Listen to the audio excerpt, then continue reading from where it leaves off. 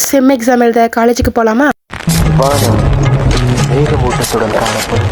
ஓயாமலே மழை தூறலாம். எப்படியோ அடுத்த மலைக்கு முன்னாடி காலேஜுக்கு கிளம்புனா கொஞ்சம் வெரசா கிளம்பி போனால் எப்பவும் லேட்டாக வரேன். நான் இன்னைக்கு சீக்கிரம் வந்துட்டேன். ஏன் பஞ்சுவாலிட்டியில் பக்காவாக இருக்கிற என் 2 தோழிங்க இன்னைக்குன்னு பார்த்து லேட்டாக வந்துட்டாங்க. அதுக்கு காரணத்தை கேட்டால் மலையில் சீக்கிரமாமே படிக்கவே இல்லையா, அதுக்கு தான் இவ்வளோ உருட்டு. அது ஏன்னு கேட்குறீங்களா? படிச்சிருப்பாங்க. உருட்டுனா உருட்டு, அப்படி உருட்டு.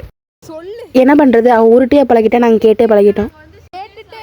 என்னதான் வீட்டில் படித்தாலும் பஸ்ஸில் வந்து கொஞ்சம் படிக்கிற மாதிரி சீனை போட்டால் தான் நம்மளை கொஞ்சம் நிம்மதியாக சொல்லிட்டு பஸ்ஸில் வந்து படிக்கிற மாதிரி சீனை போட்டால் எங்கள் டிரைவர் அண்ணா எங்கள் முன்னாடி பாட்டு போட்டு வைப் பண்ணிட்டு இருக்காரு. பாட்டை கேட்குறீங்களா?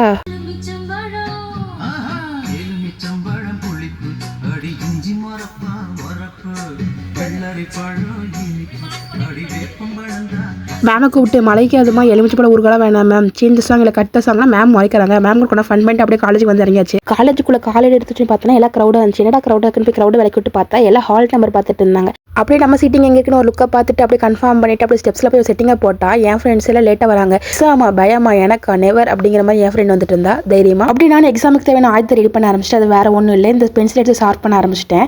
எத்தனை பேர் இந்த குப்பை தூக்கி தண்ணியில் ஒரு நாள் ஃபுல்லாக போட்டு லப்பர் வரன்னு காத்துட்டு இருந்திருக்கீங்க. எனக்கு இந்த லப்பர் இப்படி தான் கிடச்சி. மறக்காமல் ட்ரை பண்ணி பாருங்கள்.